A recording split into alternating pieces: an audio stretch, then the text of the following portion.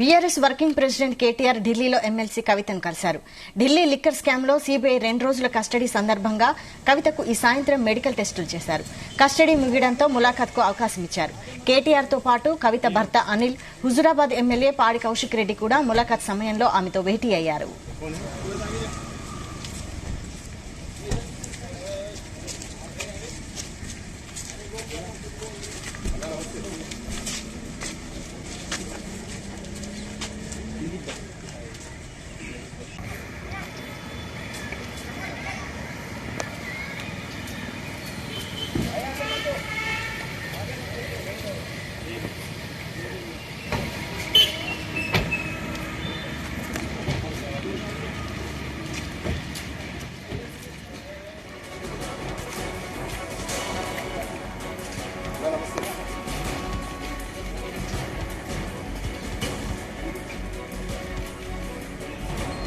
BRS working president KTR ఢిల్లీలో MLC కవితను కలిశారు. ఢిల్లీ లిక్కర్ స్కామ్ లో సీబీఐ 2 రోజుల కస్టడీ సందర్భంగా కవితకు ఈ సాయంత్రం మెడికల్ టెస్టులు చేశారు.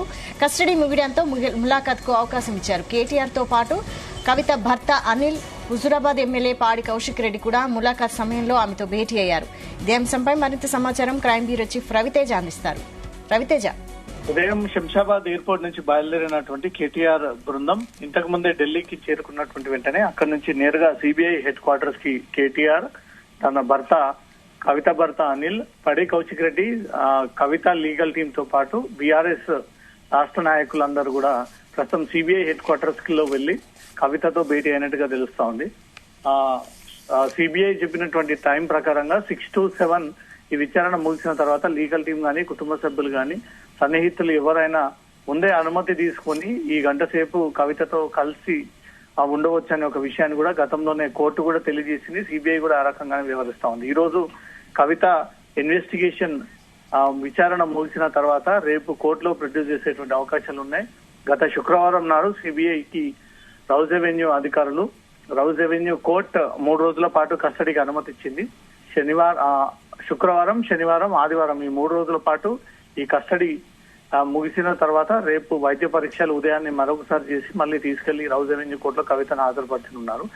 ఈ 3 రోజుల్లో జరిగినటువంటి పరిణామాలన్నీ కూడా తెలుసుకునేందుకే కేటీఆర్ నేరుగా ఢిల్లీకి వెళ్లి సిబిఐ హెడ్ క్వార్టర్స్ లో కవితతో ములాఖత్ అయినట్టుగా కూడా సమాచారం అందుతుంది.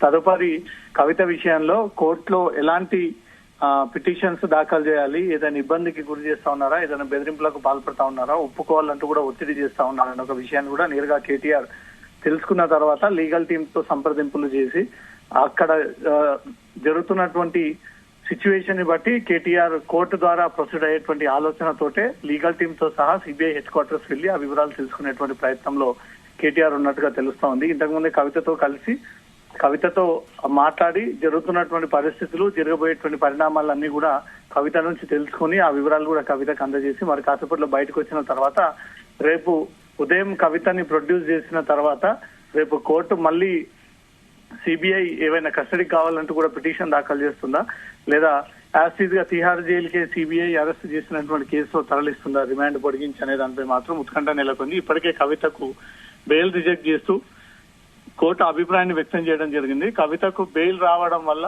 కింగ్ పిన్ గా ఉన్నటువంటి కవిత సాక్ష్యాధారాలను తారుమారు చేసి వ్యక్తులను బెదిరించేటువంటి ప్రయత్నం చేసేటువంటి అవకాశాలు ఉన్నాయి కాబట్టి కవితకు బెయిల్ ఇవ్వకూడదు. ఇప్పటికే శరత్ చంద్రారెడ్డిని ఈ అడిగినటువంటి డబ్బులు ఇవ్వకపోతే హైదరాబాద్ లో వ్యాపారం ఎలా చేసుకుంటామంటూ కూడా కవిత నేరుగా శరత్ చంద్రారెడ్డిని బెదిరించినటువంటి కొన్ని ఆధారాలు కూడా నేరుగా సిబిఐ కోర్టులో ప్రొడ్యూస్ చేయడం జరిగింది. ఈ రకంగా కవిత అధికారాన్ని అడ్డు పెట్టుకొని తన పవర్ ని ఇన్ఫ్లుయెన్స్ యూజ్ చేసుకొని ఈ రకంగా నిందితులని, చాలా మంది వ్యక్తులను కూడా బెదిరించినటువంటి ఒకటొకటిగా ఫ్యాక్ట్స్ అన్ని కూడా బయటకు వస్తా ఉన్నాయి. తనతో కలిసి వ్యాపారం చేయబోయినటువంటి శరత్ చంద్రారెడ్డినే కవిత బెదిరించింది అనే ఒక అంశం కూడా సిబిఐ నేరుగా కోర్టులో ఈ అంశం తెరపైకి తీసుకొచ్చింది. కాబట్టి ఈ టైంలో కవితకు బెయిల్ ఇస్తే మాత్రం సాక్షులను ఈ రకంగానే బెదిరించి అందరినీ ప్రలోభాలకు గురి చేసి తనకు అనుకూలమైనటువంటి వాతావరణాన్ని మార్చుకునేటువంటి అవకాశం ఉంది. కానీ బెయిల్ ఇవ్వకూడదు అంటూ కూడా మొదటి నుంచి ఈడీ అదే వాదిస్తా ఉంది. ఇప్పుడు కవిత సిబిఐ అరెస్ట్ తర్వాత కూడా సిబిఐ అరెస్ట్ ని సవాల్ చేస్తూ వేసినటువంటి పిటిషన్ అయితే కొట్టివేశారు. Bail petition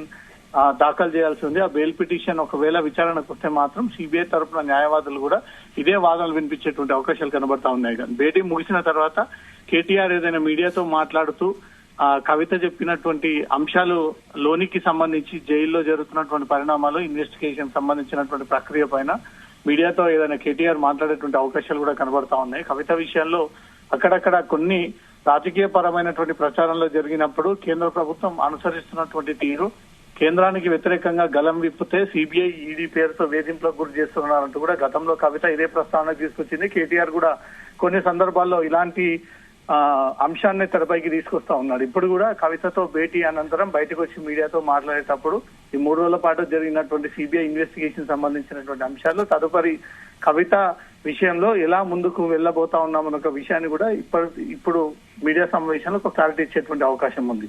Vaishali right. అయితే సిబిఐ కస్టడీ 2 రోజులు ముగిసిన తర్వాత కోర్టులో హాజరుపరచనున్నారు కదా, మరి కోర్టులో ఏం జరగబోతోంది? కవిత ఏమో తనకేం తెలియదు, లిక్కర్ స్కామ్ తో తనకు సంబంధం లేదంటున్నారు.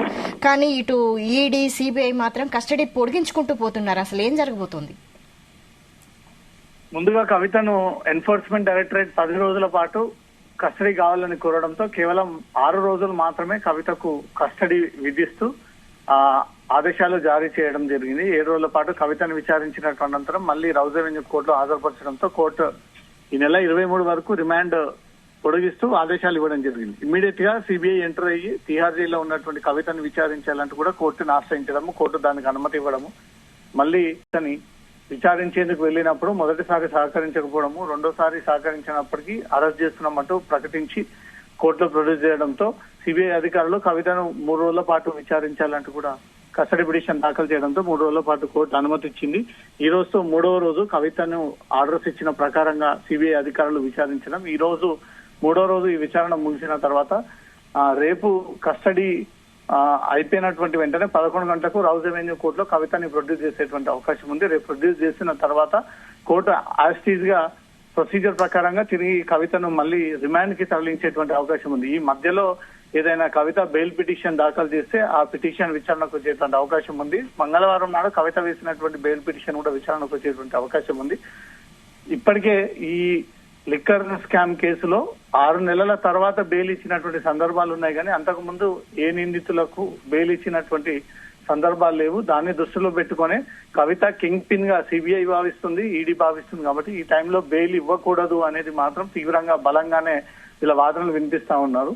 రేపు కవితను ప్రొడ్యూస్ చేసిన తర్వాత ఇమ్మీడియట్ గా బెయిల్ పిటిషన్ దాఖలు చేస్తే అది విచారణకు వచ్చేటువంటి అవకాశం ఉంది. లేదా ఇంతకు ముందే దాఖలు చేసినటువంటి పిటిషన్ మంగళవారం నాడు విచారణకు వచ్చిన తర్వాత కవిత విషయంలో కోర్టు ఏ నిర్ణయం తీసుకోబోతోంది అనేది మాత్రం ప్రస్తుతం బీఆర్ఎస్ నాయకుల్లో ఒక ఉత్కంఠ నెలకొంది. వైశాలి రైట్.